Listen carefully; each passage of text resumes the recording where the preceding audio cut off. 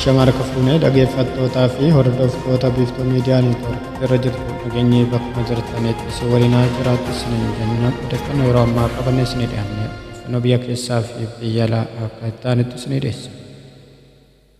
Ramadaana tokko jedhee kan eegalee buqqaatii fi dhumaatiin uummata Oromoo Walloo irratti gaggeeffamaa jiru ammallee akkuma itti fufeetti jira. Buqqaatii fi dhumaatii kanaaf sababa kan ta'e humnoota hidhannoo hidhataniin akkasumallee faannoo ofiin jedhan fiinxaalii Amaaraatiin kan uummata Oromoo Walloo irratti gaggeeffamaa jirudha. Manni Oromoo Walloo ansumaatiin uummata kanaa wajjin lolaa keessa kan jirudha. Manni kun waggaa waggaan isuma baatii Ramadaanaa keessa uummata kana irratti lola kan banaa jiru yoo ta'u, onni jibbaa Oromummaa akkasumallee jibbaa amantii qaban faannoo ofiin jedhan kun uummata nagaa qotee bulaa Walloo irratti riffichaa fi akkasuma dararaa ajjeechaa humnaa gaggeessaa jiran qabeef qabeenya isaanii irraa barbadeessaas jiran. Manni Oromoo Walloo ofirraa faccisaas jira. Mata kana ofirraa dhowwuu keessatti qooda olaanaa fudhatee jira. Mootummaan federaalaa fi mootummaan naannoo Amaaraas uummata kana irraa humna kana dhowwuu hin dandeenye. Amma ammaatti wanni dubbatames hin jiru. Ayyaana ittisa biyyaallee uummata kana cina dhaabbachuudhaan humna kana seera kabachiisaa akka hin jirre akkasumallee hawaasni Oromoo bal'aan naannolee adda addaa irraa kutaa Oromiyaa guutuu biyya keessaa fi biyya alaa dabalatee deeggarsa uummata Oromoo Walloof gaggeeffamu irratti tokkummaadhaan ejjennoo keenya ibsuu qabna. Oromummaa keenyaaf wal faana hiriiree waliif dhaabbanne uummata Walloo diina kana jalaa baraaruu qabna jechuudhaan akkasuma deeggarsa maallaqaa walitti qabu karaa sooshaal miidiyaatii fi akkasumallee kallattii akkaawuntii biyyaatiin haalli mijaa'ee fi akkasuma waldaa mancaaftuu lama dabalatee akkasumallee karaa hayyoota amantaa akka Ustaaz Raayyaa Abbaa Mancam akkaawuntii isaaniitiin maallaqni deeggarsaa sassaabamaa jira. Manni Walloo miidhamaa jira. Karaan illee itti cufamee jira. Mana yaalaas dhaqaa hin jiran. Akkuma keessatti miidhamanii karaa Finfinnee deemanii yaalamaniifis ta'e akkasuma Kamisee keessattuu mana yaalaa dhaquun baay'ee rakkisaa ta'ee jira. Namoonni carraa biraa filachuudhaan akkasuma karaa Affaariin daangaa qaxxaamuruun gara Adaamaa dhufanii akka yaalaman murteessanii jiran. Warroonni kana godhanis baasiin humna walaakkaatti dabales ni dubbatu. Haa ta'u malee yaalamaas jiran. Biyyoonni amantaa fi akkasumallee abbootiin amantii namoota miidhaman kana hospitaala Adaamaa dhaqanii ilaalaa akka jiranis beekamee jira. Uummanni Oromoo bal'aan waamicha tokkummaa dhiyeessaniiti jiran. Michi tokkummaa uummata Oromoo Walloo bira dhaabbachuu qabna. Akkasumallee anis Walloodha, Walloo waloodha jechuudhaan waamicha isaanii dhiyeessanii uummata Walloof deeggarsa duuba deebii hin qabne akka taasisaa jiranidha.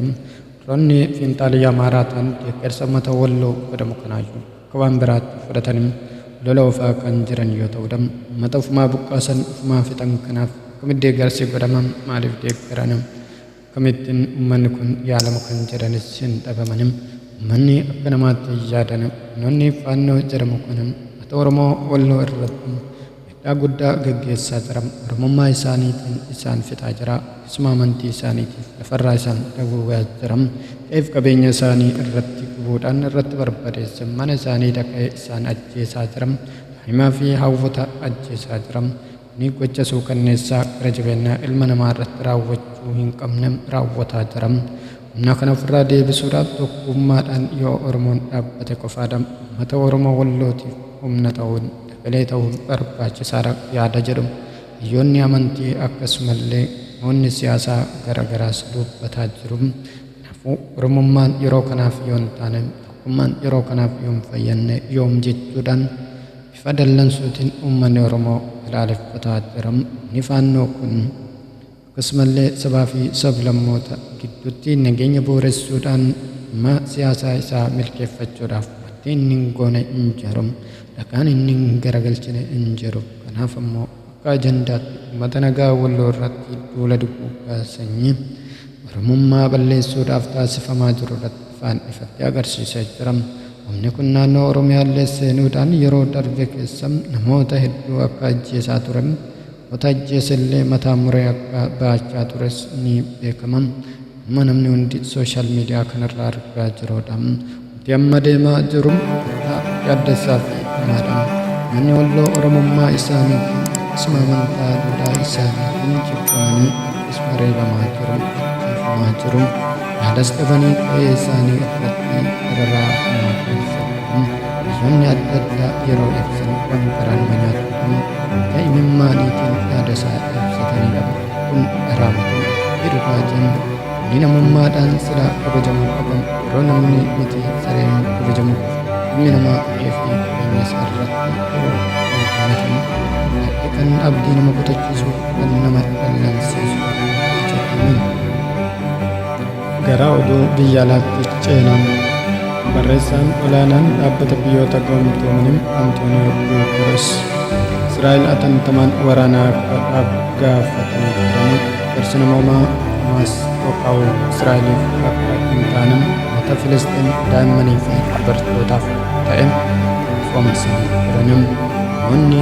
siyaasaaf akkasumas firii isaaniif uummata nagaa daa'immanii fi dubartoota irratti dararaa akkasumallee irra jabeenya hin taane raawwataa jiran akka dhaabbatanis gaafatanii jiran. Antooniyoo Guuteres akka jedhanitti deeggarsi namoomaa Gaazaa Tokkaa'u Filisxiinotaaf akka eeggamaa jiru kan haa ta'u malee karaa barbaachisaa fi adeemnaatti jiran konkolaataan deeggarsaa fe'anii dhufan Masrii daangaa Masrii irratti akka dhaabbatanii fi seenuudhaafis eeyyama Israa'el eeggachaa jiran. Yeroo muraasa keessatti namoonni 32,000 ol akka ajjeefaman gareen Filisxaayim daa'immanii fi dubartoota dabalatan inni isaanii 32,000 ol waan mariifachiisuudhaan kan fayyaa Hamaasiin akka nama akkasumallee Antooniyoo Guuteres yeroo ammaa kana nama biraatiif osoo hin taane nama lammiileen lubbuu isaanii baraaruuf xiyyeeffannoo deeggarsaaf barbaadan miliyoona tokko ta'anis deeggarsaaf akka saaxilaman kan nyaataa akkasumallee wantoota biraa deeggarsaaf barbaachisan kan tamatti lammiilee kanaaf dhiyaatan rakkoon jabaan akka isaan Raashiyaatti kanneen koonsartii irratti namoota 133 ajjeesan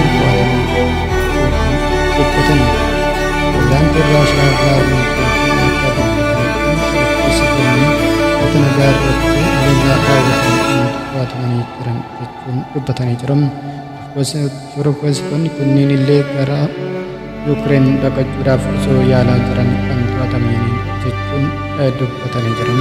Puutiin jedhanitti Yuukireen harka keessaa qabaachuus mal jedhan gama isheetiin waan an harka keessaa qabuutti yaaluu barbaadan nama iyyaannedham akkasumallee fi uummanni irra eeguu dhiisee ergaa leellaa raawwate guyyaa tokko ta'ee jiran garuu deebisuu dhiisee Puutiin gara Yuukireen maqaa balleessuudhaatti maaliin akka maqaa balleessu itti yaadaa ture jedhama Zeleniskiin pirezidaantii Yuukireen. Akkasumallee Raashiyaan gama isiitiin namoota kanneen akka to'atte ibsuun IS illee itti gaafatamaa akka fudhate beeksisee jira. IS akka jedhetti viidiyoolee yeroo waraana akkasumallee dhukaasa banan agarsiisu suuraalee wajjin telegiraama irratti maxxansee jira. Akkasumallee ajjeechaan gochisuu kanneessaan shororkeessummaa biyyattii keessatti raawwate kun waggoota 20f isa jalqabaati jedhama pirezidaantiin biyyattii Vladimir Puutiin. Akkasumallee sagantaan adda addaa kan qabame tures akka haqamuu fi akkasuma yaadannoon akka taasifamu ergaa dabarsanii jiran ambaasilee Raashiyaa biyyoota adda addaa keessatti argamaniifis ergaan darbee jira. Isaanii dhaabuudhaaf biyya tokkoof yaadannoodhaa akka uummata kanaaf gaggeeffamu taasisanii jiran. Ergaan gama isiitiin IS'n balaaleffattee jirti. IS diina hunda keenyaati jechuunis dubbatanii jiran. Ameerikaan gama isheetiin akka dubbattetti asiin dura torbee darban keessa akka namoonni hedduun wal ga'anitti midhaan cimaan akka qaqqabu jiru akeekkachiiftee jirti. Osanitti Raashiyaan piroopaagaandaa filannoo kana irratti gufuu ta'uudhaaf kan jedhudha kan uffattee dhiifte. Ta'u garuu dubbichi akkuma US'n akeekkachiiftee ta'uun isaa hin oolle. US'n gama isheetiin IS'n diina hunda keenyaati jechuun balaaleffattee jirti. Itoophiyaanis gama isheetiin itti dhagahame ibsattee jirti. Leellaan raawwatame shamarran keessummaadhaan gochaa gara jabeenyaatti Itoophiyaan ni balaaleffatti jechuudhaan dubbatteeti jirti. Kabajamtootaa fi dhaggeeffattoota hordoftoota keenyaa yeroo ammaa qabannee kan fudhatan oduu biraatiin walitti deebi'uun dhagahamee turan